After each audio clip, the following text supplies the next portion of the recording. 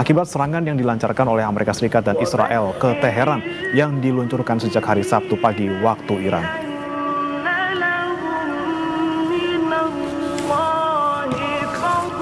Sebelumnya, saudara, Amerika Serikat dan Israel menyerang Iran dengan dalih menyasar fasilitas nuklir. Namun di lapangan, serangan udara menyasar sekolah dan bangunan warga. Media Iran bilang serangan menewaskan 115 orang dan 95 orang lainnya luka-luka. Media Iran melaporkan serangan Amerika Serikat Israel terhadap Iran menyasar sekolah-sekolah Hormozgan. Akibat serangan tersebut, laporan otoritas setempat menyatakan 40 orang dan data terbaru menyebutkan korban tewas bertambah hingga 115 orang. Selain mengakibatkan korban tewas, serangan juga mengakibatkan bangunan-bangunan hangus terbakar. Dan saudara, kita akan bahas terkait dengan kondisi terkini konflik di Israel dan juga Iran, saudara, bersama dengan pengamat Timur Tengah, Hasibullah Satrawi. Assalamualaikum, selamat pagi Mas Hasibullah. Waalaikumsalam warahmatullahi wabarakatuh. Selamat pagi Mas Brian. Ya, Mas Hasibullah, ini informasi yang kita baru dapatkan ini terkait dengan pemimpin tertinggi Iran, Ayatollah Ali Khamenei, yang kemudian dikonfirmasi tewas walaupun tidak disebutkan penyebabnya apa. Namun klaim dari Israel dan juga Amerika Serikat ini terkait dengan serangan mereka. Ketika kemudian dikonfirmasi meninggal dunia pemimpin tertinggi Iran, apa yang kemudian gejolak yang terjadi ke depannya? Ya, sebelum menjawab pertanyaan Mas Brian, saya minta izin untuk menyampaikan bela sungkawa, rasa bersedih sedalam-dalamnya atas meninggalnya Ayatullah Ali Khamenei sebagai tokoh paling tinggi, paling sentral di Iran, terutama bukan hanya bagi saudara-saudara kita yang mengikuti kelompok Syiah, tapi juga bagi simbol daripada perlawanan. Jadi kematian Ali Khamenei ini betul-betul peristiwa paling besar menurut saya di dalam beberapa tahun terakhir ini, terutama karena beliau merupakan pemimpin tertinggi yang paling dihormati, paling karismatik di Iran secara khusus dan di dunia Muslim, terutama yang mengikuti aliran Syiah, dan juga di kalangan perlawanan terhadap hegemoni atau Israel dan Amerika yang semena-mena di dalam melakukan serangan-serangannya kepada banyak negara. Jadi ini sebuah kabar sedih. Dan yang kedua menurut saya, Mas Brian, yang lebih menyedihkan, saya sebagai pengamat Timur Tengah mengikuti ini, meninggalnya Ali Khamenei terjadi tidak sampai 24 jam semenjak Iran Israel melakukan serangannya kemarin pagi waktu setempat atau siang waktu kita. Saya dari tadi jam 4 sudah breaking di TV sebelah dan Trump sudah mendeklarasikan bahwa Khamenei meninggal dalam serangan yang dilakukan ke salah satu tempat, ada yang mengatakan ke rumahnya di Teheran bersama keluarganya dan juga tokoh-tokoh sentral di Iran, termasuk Menteri Pertahanan, termasuk Komandan Garda Revolusi dan beberapa tokoh kunci lainnya. Itu kurang lebih jam 4 waktu Indonesia Barat, dan baru kurang lebih setengah jam yang lalu kemudian media Iran mengkonfirmasi secara resmi meninggalnya Ali Khamenei. Berarti dalam hitungan kita, ini Ali Khamenei sudah berhasil dilumpuhkan atau dibunuh oleh Iran dan Israel dalam operasi yang belum sampai 24 jam. Artinya apa? Yang pertama, untuk kelas seperti Hizbullah yang sebelum Israel melakukan serangan pada tahun 2024 lalu itu juga digadang-gadang begitu besar akan melawan Israel, tapi ternyata operasi Israel butuh 10 hari untuk kemudian melumpuhkan pemimpin tertingginya, yaitu Hasan Nasrullah. Lebih tepatnya tanggal 27 September 2024, sementara dimulai di serangan pager itu di Lebanon merata di kalangan Hizbullah kurang lebih tanggal 17 September. Jadi dalam hitungan saya 10 hari operasi yang dilakukan oleh Israel di Lebanon terkait dengan Hizbullah pada tahun 2024 sudah berhasil melumpuhkan pemimpin tertingginya, yaitu Hasan Nasrullah. Nah, ini lebih mengejutkan lagi, lebih lebih besar lagi karena Iran merupakan pemimpin, merupakan komandan daripada kelompok perlawanan, dan Ayatullah Khamenei adalah tokoh sentral. Dia di ujung piramida kepemimpinan di Iran secara khusus dan kelompok perlawanan secara umum. Tapi untuk tokoh sentral karismatik seperti beliau ternyata sudah dilumpuhkan dalam kurun waktu tidak sampai 24 jam. Jadi ini tentu sangat menyedihkan bagi kita yang mengikuti serang menyerang ini, dan saya melihat ini hal yang lain, Mas Demawan ya. Saya melihat bahwa pola serangan yang dilakukan Israel kepada Hizbullah dan juga kepada Iran agak mirip-mirip, yaitu serangan yang dilakukan mengkombinasikan terutama di antara teknologi pelacak ya.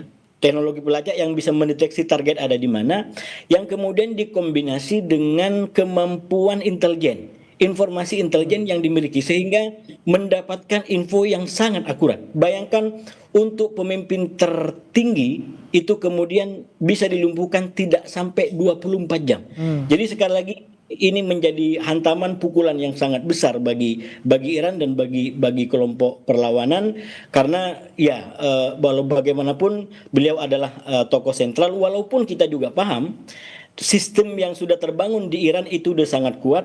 Jadi walaupun pemimpin tertingginya meninggal, belum tentu otomatis menjadi hancurnya pola kepemimpinan di Iran. Bahkan kalau kita kembalikan ke perkembangan dalam 24 jam ini, katakan per jam 4, jam 3 waktu Indonesia Barat Ayatullah Ali Khamenei sudah meninggal, tapi ternyata intensitas serangan yang dilakukan Iran tidak menurun. Dan itu bisa dibuktikan dengan banyaknya serangan di negara-negara Arab Teluk yang menyasar pangkalan Amerika di situ. Bahkan di Tel Aviv sendiri banyak yang porak-poranda akibat serangan balasan yang dilakukan oleh Iran. Artinya apa?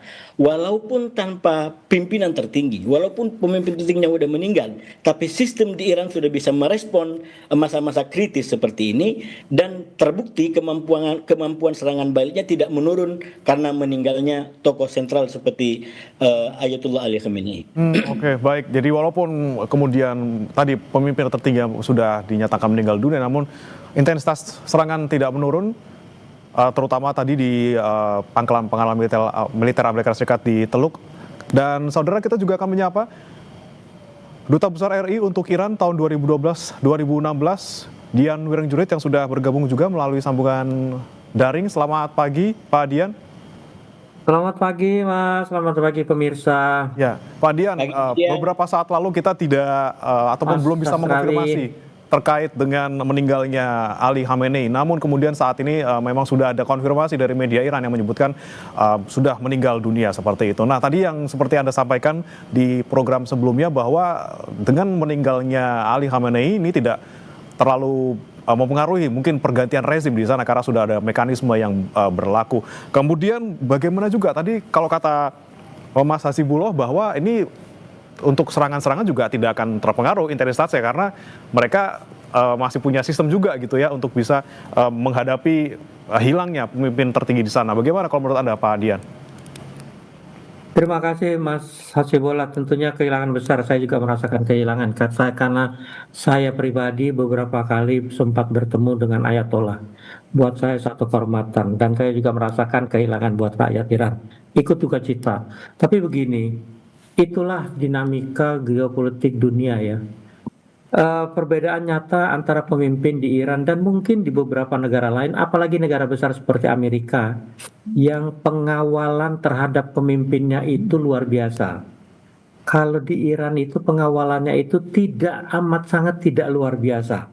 Artinya tinggal di mana, kediamannya juga sederhana, compoundnya juga sederhana, bukan compound yang kayak benteng atau yang halamannya dijaga dengan berbagai macam pengawalan atau senjata. Saya kira Ayatollah Khamenei dan Ayatollah Khomeini yang sebelumnya itu juga memberikan contoh kok bahwa kepemimpinan mereka itu sangat sederhana. Khomeini itu tinggal malah Yang sebelumnya Ayatollah Khomeini itu tinggal di rumah kecil pinjaman temannya, dan itu sampai sekarang museumnya ada di sana, sampai meninggalnya ada di sana karena sakit. Nah, compoundnya Ayatollah Ali Khamenei juga sangat biasa. Jadi bukan hal yang aneh kalau sehari-hari memang ada di sana, dan saya begitu sebelumnya mendengar kabar dan kita masih menunggu konfirmasi itu sudah membayangkan kayaknya ada nada betul dari pemberitaan sebelumnya Ayatollah Khamenei kena. Karena yang disasar itu kalau tidak salah daerah Jumhuriyeh. Kalau nggak salah memang tinggal di situ. Tapi begini, itu satu hal. Pengawalnya sederhana. Kalau beliau pergi itu motornya mungkin hanya 2 di depan. Kemudian mobil pengawal, mobil Ayatollah, baru stafnya, pengawal lagi baru stafnya. Mungkin hanya 5-6 mobil iring-iringan mobil Ayatollah. Bayangkan sebuah pemimpin negara besar seperti Iran, pengawalannya pun tidak terlalu ketat. Tapi yang faktor berikutnya, faktor kedua yang menentukan adalah itulah tadi disinggung Mas Hasibullah, intelijen, kecolongan lagi bahwa ternyata yang namanya pengkhianat itu masih ada. Memang susah ya, di negara manapun tidak, saya yakin di negara manapun yang namanya pengkhianat pasti ada. Dan kalau sudah ditumpas pada perang bulan Juni yang lalu, yang tertangkap itu kan sekitar 800 itu kaki tangan agen Mossad dan Amerika di sana. Belum lagi yang memang sudah dilatih seperti Mujahidin Khalq itu memang susah diberantas. Artinya kelompok oposisi militan garis keras radikal itu susah dibantah. Mereka kita sebutnya, intelijen pasti tahu, sleeper. Jadi kalau digerakkan pasti bergerak. Nah, sleeper ini tidak akan diam selama pasca perang bulan Juni itu. Dan ternyata sekarang berhasil. Tapi kembali kepada esensi masalahnya, yang disampaikan Mas Hasibullah sudah jelas sekali, bahwa sebuah negara yang baik adalah sebuah negara yang punya sistem ketatanegaraan yang juga jelas, undang-undang yang jelas. Nah, apa yang terjadi di Iran itu tadi menunjukkan sistem itu berjalan.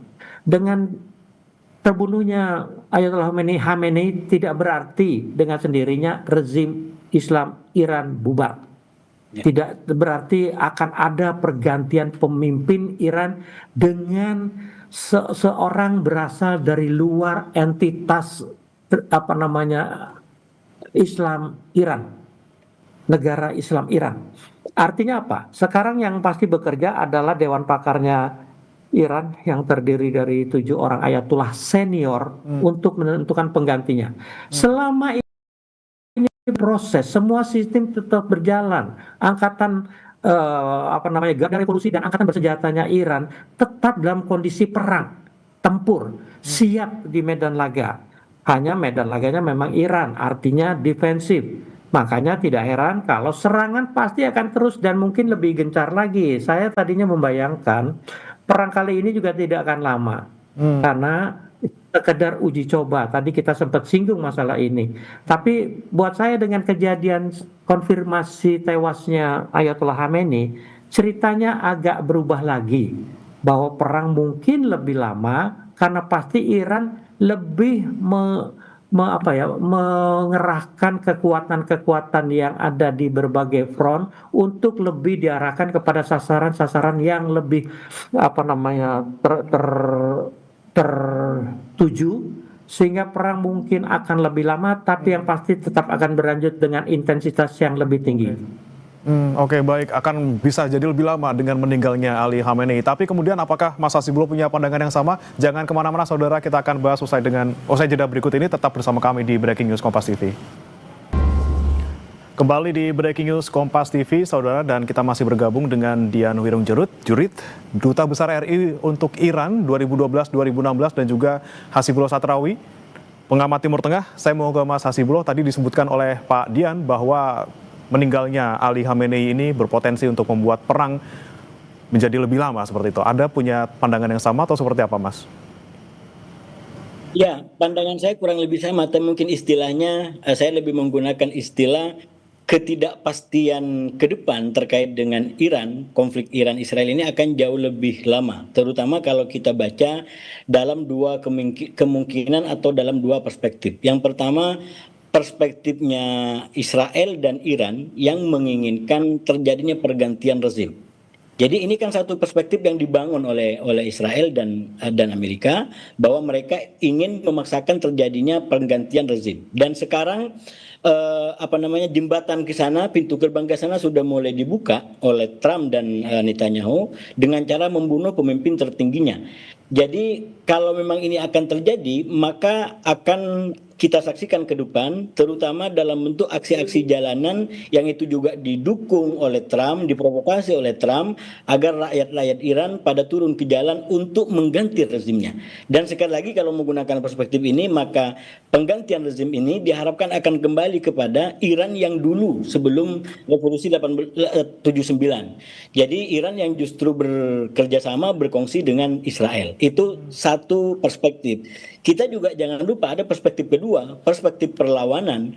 Nah, ini yang disampaikan oleh Pak Dian tadi, menggunakan perspektif perlawanan bisa jadi meninggalnya pemimpin tertinggi Ayatollah Ali Khamenei ini saya menggunakan istilah akan menggunakan pembaruan revolusi Islam Iran. Jadi setelah pertama dilakukan pada 79 dan berhasil menggulingkan rezim Shah, nah sekarang perlawanan atau simbol daripada revolusi Iran itu digulingkan, maka ini akan digunakan sebagai momentum untuk memperbaharui revolusi Islam Iran dengan cara meningkatkan aksi perlawanan, terutama kepada Amerika yang memang dalam konteks perspektif ini disebut sebagai setan besar dan Israel disebut sebagai setan kecil. Jadi saya melihat ketidakpastian Iran ke depan itu akan lebih panjang, lebih lama dalam dua kemungkinan tadi. Apakah opsi pemaksaan penggantian rezim yang diharapkan oleh Amerika dan Israel yang akan mewarnai, atau justru pembaharuan atau tajdid Sauratul Islamiyah di Iran, revolusi Islam Iran itu akan dilakukan dengan memanfaatkan momentum meninggalnya pemimpin tertinggi Ayatollah Ali Khamenei yang itu dibunuh dalam serangan yang dilakukan oleh setan besar dan setan kecil kalau menggunakan perspektifnya kelompok perlawanan Islam Iran. Oke, tapi kalau menurut Pak Dian, dari pengalaman Anda dari 2012 sampai 2016, sebenarnya mayoritas masyarakat Iran ataupun mungkin kelompok-kelompok di Iran ini bagaimana pandangannya terkait dengan rezim ini? Terima kasih Mas. Begini, saya di sana kebetulan suka keluyuran ya. Keluyuran saya itu ke 31 dari 33 provinsi. Saya banyak keluyuran dalam kapasitas pribadi, tidak membawa atribut diplomat. Saya keluyuran aja sama penerjemah saya. Nah, kalau mau jujur, sebagian besar rakyat Iran yang masih tinggal di rural areas, area perdesaan lah kalau kita bilang, walaupun desanya beda sama kita ya, tapi area yang bukan perkotaan itu, seyakin-yakinnya mereka pendukung setia rezim Ayatullah. Karena apa? Karena rezim Islam Iran telah memberikan perhatian yang luar biasa besar terhadap rakyat. Contoh paling gampang, kebutuhan dasar manusia, yaitu sandang, pangan, papan, pendidikan, dan kesehatan. Semua bisa dipenuhi sampai ke desa-desa. Mau contoh nyata, semua rumah di desa itu lengkap dengan fasilitas listrik, gas, dan air yang tersambung dengan jaringan nasional. Artinya ke kampung manapun di Iran, keran itu nyala dengan air pemerintah. Listrik juga, gas juga, tidak ada yang namanya gas 3 kilo, 10 kilo, dan sebagainya. Jadi semua itu dipenuhi, apalagi pendidikan dan kesehatan. Orang-orang tua saya lihat, saya bulan Juni lalu ke Iran itu saya masih kunjungi. Kebetulan beberapa teman saya yang lansia sudah meninggal. Saya kunjungi makamnya. Semua di sana makam teratur, kampung jalan-jalannya teratur. Jangan bandingkan dengan kampung kita yang anak sekolah aja nyebrang nggak ada jembatan, motor terseret-seret, guru rendah, tidak ada. obat orang-orang tua, semua yang punya penyakit seperti gula, misalnya penyakit gula yang di kita banyak dikhawatir, di Iran sudah tidak menjadi kekhawatiran. Karena apa? Orang tua dikasih kartu dengan fasilitas setiap bulan tinggal ke apotek ambil obat jatahnya. Nah, Oke. buat saya hal itu membuat rakyat merasa nyaman. Nah, kalau ada demo, saya pikir itu satu demo tidak besar, kedua di kota-kota besar saja, seperti terlihat sebelumnya. Oke, jadi kemungkinan kalau misalnya tadi yang seperti Anda sampaikan Pak Dian dengan mungkin citra positif yang kemudian dimiliki masyarakat terhadap Khamenei ini kemudian hasutan ataupun dalam tanda kutip ini ajakan Trump dan juga Netanyahu untuk kudeta masyarakat ini tidak akan berpengaruh. Saya kira masih jauh ya. Jangan bandingkan Iran dengan 80 juta, 80 lebih mungkin sekarang penduduknya itu seperti Venezuela. Seorang presiden yang maaf mungkin sifatnya diktator, penjagaannya super ketat, istananya dijaga ketat, bisa diculik. Coba apa yang dilakukan terhadap Jenderal Qasem Soleimani di Irak berapa tahun yang lalu. Juga dikejar-kejar sama Amerika pun, padahal dia banyak membantu Amerika waktu melawan ISIS ya. Itu dikejar Amerika tidak kena-kena sampai Amerika dengan cara ya udah teknologi pengecut bom kena meninggal tewas. Sekarang ternyata dilakukan lagi terhadap seorang pemimpin sebuah negara besar. Buat saya ya itulah resiko orang yang sederhana yang tidak menghiraukan hidup pribadinya sebagai pemimpin, tidak seperti di banyak negara termasuk si Trump itu yang pengawalannya seperti benteng apapun, ternyata kupingnya aja masih kena pelor, hampir aja meleset 1 senti kan selesai gitu. Tapi artinya buat saya dalam hal kesederhanaannya saya bisa membayangkan bahwa kejadian ini bisa terjadi. Baik, baik. Tentunya ini adalah kehilangan yang sangat besar buat masyarakat di Iran. Tapi sebelum kita lanjutkan dialognya, Mas Hasibullah dan juga Pak Dian, ada informasi yang ingin kami sampaikan juga terkait dengan konfirmasi kematian Ayatollah Ali Khamenei ini juga disampaikan oleh jurnalis di Associated Press yang berada di Iran dan berikut pernyataannya. Iran's supreme leader, the 86-year-old Ayatollah Ali Khamenei, is dead. That's according to reports on both Iranian state television and its IRNA state-run news agency. Now, they offered no details on how Khamenei died, but he was the target of joint American-Israeli airstrikes that have just pummeled at Iran over the last 24 hours. Now, his death is going to set up a new moment for Iran. Iran has only had 2 supreme leaders so far, the Ruhollah Khomeini, who led the 1979 revolution, and Khamenei, who came into power in 1989 and led Iran through decades of tensions with the United States over its nuclear program, as well as its support for proxies in the wider Middle East. Baik, kita lanjutkan perbincangan bersama Mas Hasibullah dan juga Pak Dian. Saya ke Mas Hasibullah. Mas Hasibullah, bagaimana Anda melihat kemudian negara-negara di kawasan Teluk ini merespons meninggalnya Ali Khamenei dan apakah kemudian meninggalnya Khamenei ini juga dikhawatirkan oleh para pemimpin negara di kawasan Teluk, terutama untuk stabilisasi di wilayah mereka? Ya, saya rasa di salah satu TV kemarin saya sampaikan bahwa perang ini tidak ada yang menang kecuali Israel dan tidak ada yang lebih kalah melebihi negara-negara Arab Teluk. Kenapa saya katakan begitu? Karena sekali lagi yang menginginkan perang ini dari awal, ingin memaksakan perang ini adalah Israel. Bahkan Amerika sendiri kalau kita baca dari upaya-upaya yang dilakukan, minimal kalau kita memahami dari panggung depan yang disampaikan, bahwa Trump sendiri tidak menginginkan perang ini menjadi opsi di masa-masa awal, walaupun akhirnya diambil. Itu lagi-lagi kita menggunakan panggung depan. Kalau panggung belakangnya sandiwara, saya tidak punya kemampuan melihat ke sana, tapi yang statement disampaikan ini adalah justru order atau permintaan dari Israel karena sekali lagi menganggap Iran sebagai ancaman eksistensial. Dan dalam itu maka sebenarnya jangankan negara-negara di Timur Tengah, bahkan Amerika sendiri pun minimal saya menggunakan bahasanya Thomas Friedman itu pada akhirnya melayani atau membuat mereka membayar apa yang diinginkan oleh Israel dan Netanyahu. Jadi Netanyahu yang menang, tapi kemudian yang melakukan berbagai macam korbannya adalah Amerika sendiri dan negara-negara Arab di Teluk. Kenapa Arab Teluk akan menjadi pihak yang paling kalah, paling menderita? Karena dia berada pada posisi yang serba salah. Dia akhirnya berhadapan dengan Iran yang juga tidak mau menjadi musuh, tapi juga mau bisa juga berhadapan dengan Amerika, bahkan juga Israel kalau salah-salah mengambil sikap.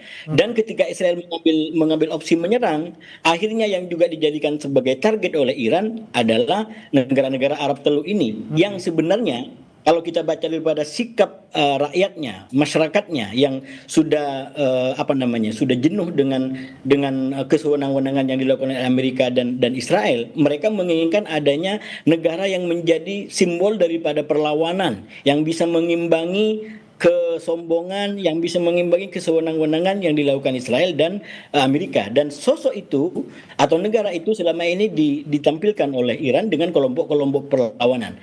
Jadi secara tradisional sebenarnya masyarakat di negara-negara Arab Teluk dan Timur Tengah secara umum itu justru menyambut kedatangan Iran yang menjadi pahlawan baru, terutama dalam perang 2024-2025 yang ternyata berhasil menembus pertahanan Israel yang dikatakan paling hebat. Tapi kemudian ketika diserang oleh Iran dengan alasan mereka tidak menyerang negara ini, tapi justru pangkalan militer Amerika yang ada di situ, itu yang saya bilang seperti operasi mengambil duri dalam daging. Jadi ada di situ, tapi itu akan melukai negara-negara Arab yang diserang oleh Iran. Memang yang ditarget adalah duri, yaitu pangkalan militer Amerika di situ, tapi dagingnya adalah justru yang selama ini satu semangat, berada dalam hubungan yang cukup baik sebagai tetangga dengan Iran. Dan saya melihat itulah yang juga disampaikan oleh negara-negara seperti Qatar, bahkan Qatar dalam jumpa pers terakhir menyatakan mereka punya hak untuk membalas, tapi sepertinya masih juga menahan diri karena kalau juga membalas ini akan menimbulkan pola konflik yang lebih kompleks lagi dan dikhawatirkan pada akhirnya justru akan semakin merugikan negara-negara Arab Teluk itu sendiri, minimal secara ekonomi, kemudian secara politik dan tentu juga secara keamanan. Sekarang aja sudah berapa banyak penerbangan yang terhenti akibat serangan perang ini. Jadi sekali lagi ini Israel lagi-lagi berhasil meyakinkan Amerika, membuat Amerika membayar atau menjadi melaksanakan misi Israel. Dan yang paling kalah, kalau harus ada dikatakan yang paling kalah dari perang ini adalah saya menganggap dari kalangan negara Arab Teluk yang akhirnya menanggung dampak langsung dan tidak langsung daripada perang ini. Oke, tapi kedepannya kalau menurut pandangan Mas Hasibullah, seperti apa kemudian sikap dari tadi ada mungkin Qatar, ada Bahrain, ada Arab Saudi, ada Uni Emirat Arab juga di sana, kemungkinan mereka akan membalas serangan seperti apa, Mas? Apakah ada kemungkinan seperti itu dan seberapa besar kemungkinannya? Ya, saya rasa negara-negara Arab Teluk juga masih dalam pertimbangan dan kalkulasi ya. Ini yang akan terjadi di Iran ke depan, apakah perspektif Amerika dan Iran yang memaksakan perubahan rezim, atau justru yang akan terjadi adalah penguatan, pembaharuan revolusi Islam Iran yang akan diperkuat kembali. Nah, ini yang akan menjadi penentu sikap daripada negara-negara Arab Teluk. Kalau yang akan terjadi adalah pergantian rezim, maka sangat mungkin ini akan justru menaikkan tensi sikapnya kepada Iran. Kalau perlu mungkin malah melakukan serangan balasan dengan alasan tadi bahwa Iran memang secara nyata, secara faktual menyerang negara ini. Walaupun sekali lagi yang diserang adalah pangkalan militer, tapi itu kan berada di teritori, di wilayahnya negara-negara yang berdaulat ini, yang sekali lagi secara hukum internasional juga masuk dalam kategori dia diserang oleh Iran. Jadi dia bisa menggunakan klausul itu untuk melakukan serangan balik. Tapi kalau itu dilakukan, berarti menurut saya negara-negara Arab Teluk sudah mulai mengambil konklusi bahwa masa depan Iran adalah masa depan pergantian rezim, di mana rezim yang akan terbentuk ke depan diharapkan adalah rezim yang lebih pro AS, pro Israel, dan memperkuat aliansi dengan kekuatan-kekuatan pro Amerika di Timur Tengah. Tapi kalau yang terjadi sebaliknya, bahwa yang akan terjadi adalah justru pengukuhan kembali, pembaruan revolusi Islam Iran, maka menurut saya ini akan semakin menahan diri, karena sekali lagi fakta Iran mampu menjangkau Israel itu juga menjadi daya tarik seperti yang saya bilang tadi di awal. Bahkan publiknya saya yakin menyambut seperti yang kita lihat dalam perang 2024 dan 2025 ketika roket-roket Iran melintasi negara-negara Arab, itu banyak negara-negara Arab yang dengan tradisi seninya menyambut gembira, bahkan kayak senang sekali bahwa ini serangan akan nyampe di Israel. Itu ekspresi apa?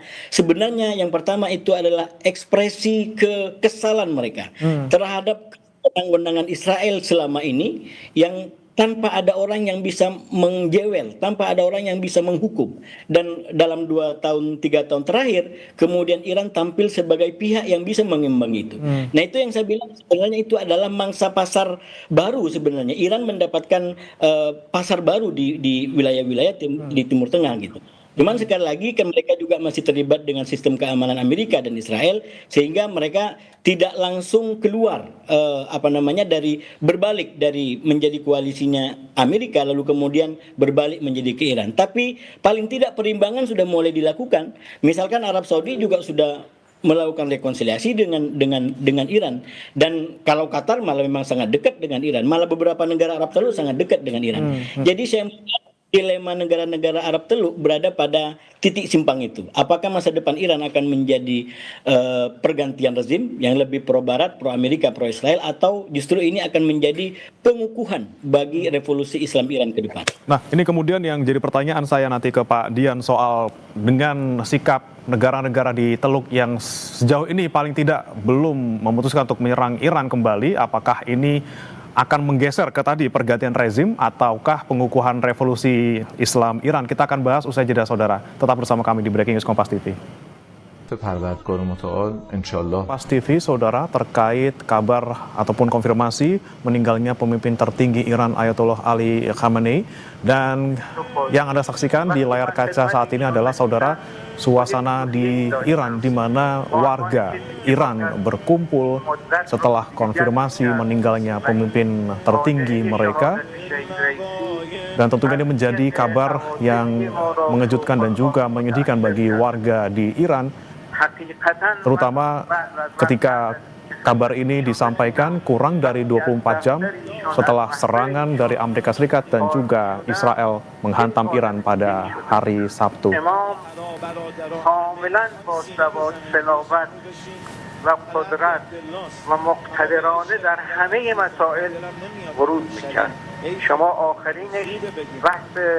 Dan konfirmasi kematian Ayatollah Ali Khamenei juga disampaikan oleh jurnalis di Associated Press yang berada di Iran, saudara. Dan berikut pernyataannya. Iran's supreme leader, the 86-year-old Ayatollah Ali Khamenei, is dead. That's according to reports on both Iranian state television and its IRNA state-run news agency. Now, they offered no details on how Khamenei died, but he was the target of joint American-Israeli airstrikes that have just pummeled at Iran over the last 24 hours. Now, his death is going to set up a new moment for Iran. Iran has only had 2 supreme leaders so far, the Ruhollah Khomeini, who led the 1979 revolution, and Khamenei, who came into power in 1989 and led Iran through decades of tensions with the United States over its nuclear program, as well as its support for proxies in the wider Middle East. Masih bergabung bersama kami juga Dian Wirengjurit, Duta Besar RI untuk Iran 2012-2016, dan juga Mas Hasibullah Satrawi, pengamat Timur Tengah. Tadi seperti sebelum jeda, saya mau ke Pak Dian. Pak Dian, dengan kemudian sikap sementara paling tidak yang sekarang diambil oleh negara-negara di Teluk untuk tidak menyerang kembali Iran, dan kemudian ada kemungkinan 2 tadi ya Pak ya, antara penggulingan rezim yang mungkin diharapkan oleh sebagian negara-negara di Teluk dan juga pengukuhan revolusi Islam Iran di sana, mana yang kemudian akan lebih mengarah gitu Pak, penggulingan atau pengukuhan? Terima kasih Mas. Begini, saya dalam hal ini menegaskan apa yang disampaikan Mas Hasibullah. Tidak akan terjadi pergantian rezim. Artinya apa? Yang ada adalah pengukuhan rezim Islam yang usianya baru 47 dengan 2 pemimpin. Buat saya perjalanan masih jauh dibandingkan dengan monarki yang ribuan tahun. Ya. Dan sekarang terjadi tragedi ini. Buat saya begini, Mas, kalau ditanya kawasan, saya yakin sekarang pemimpin-pemimpin Teluk itu beberapa negara kawasan yang pangkalannya diserang Iran memikirkan kembali reaksi mereka yang tadinya sempat emosional, termasuk Arab Saudi yang mengatakan akan melakukan serangan balik. Buat saya mereka akan lebih mempertimbangkan secara hati-hati, secara waras bahwa tindakan membalas serangan sudah tidak relevan lagi. Karena apa? Satu, tewasnya Ayatollah Ali Khamenei merupakan tujuan utama Trump dan Netanyahu. Kalau mau kita ingat statement-statement sebelumnya, tujuannya adalah pergantian, artinya rezim. Buat saya tewasnya Ayatollah Ali Khamenei ini akan menjadi capaian buat Amerika dan Israel. Artinya pemimpin Iran sudah berhasil ditewaskan. Tapi kalau sistem kenegaraannya saya kira tidak. Yang ada justru penegasan kembali pengukuhan seperti kata Mas Hasibullah. Kenapa? Kawasan Timur Tengah yang ketika revolusi di tahun 979 itu dibayangkan akan bergolak, akan ada revolusi Iran dan revolusi akan menjalar kemanapun. Ternyata tidak pernah terbukti itu. Iran tidak pernah melakukan invasi atau agresi terhadap negara lain. Bahkan dalam tahun 80 ketika dianggap lemah, Irak yang menyerang dibantu Amerika lagi. Amerika ini kan memang pengecut ya. Sifatnya hanya membantu gitu. Nggak pernah berhadapan berani langsung dengan yang setara seperti Rusia atau Cina. Nah, dalam kaitan itu saja kita lihat kawasan Timur Tengah relatif tenang di bawah rezim Islam Iran. Tidak ada pergolakan di dalam negeri Iran, walaupun secara politik tentunya ada di parlemennya, tapi secara kenegaraan dia membuktikan negara berdaulat yang baik dengan tetangganya. Nah, hal ini tercipta sampai saat ini. Artinya tidak ada yang namanya sengketa atau konflik militer secara langsung dengan tetangganya. Walaupun di sekitarnya Iran ada Pakistan yang ramai sekarang dengan Afghanistan, Irak yang ramai dengan ISIS, ada Syria. Iran tidak pernah usil dengan negara tetangganya. Walaupun diakui memang di negara-negara itu ada elemen Syiah dukungan Iran. Tapi Iran tidak mengganggu tetangga dalam konteks invasi atau apa. Artinya apa? Pemimpin Arab di Teluk berhutang budi kepada Ayatollah Khomeini dan Khamenei untuk ketertiban kawasan. Dan itu hanya terganggu akibat ulah Amerika dan Israel, khususnya di bawah pemimpin yang sakit jiwa seperti Netanyahu dan Trump yang secara licik menggunakan teknologi untuk membunuh pemimpin yang memang sangat sederhana dan pengawalannya sangat light, sangat ringan. Oke, baik. Yang kemudian saya ingin tanyakan kembali ke Mas Hasibullah. Mas Hasibullah, tadi kata Pak Dian mungkin kalau untuk serangan balik dari negara-negara Teluk ini tidak relevan gitu ya. Tapi kalau menurut Anda, keputusan mereka untuk tidak menyerang balas ataupun belum menyerang balas Iran ke sana ini lebih ke dasar untuk istilahnya menghindari konflik, menghindari kerugian ekonomi, atau tadi kemungkinan bakal terjadi rezim gitu atau pergantian rezim di sana? Ya, sebenarnya untuk negara-negara Arab Teluk sendiri, mereka kan juga ada kerawanan, malah bisa jadi lebih rawan daripada Iran.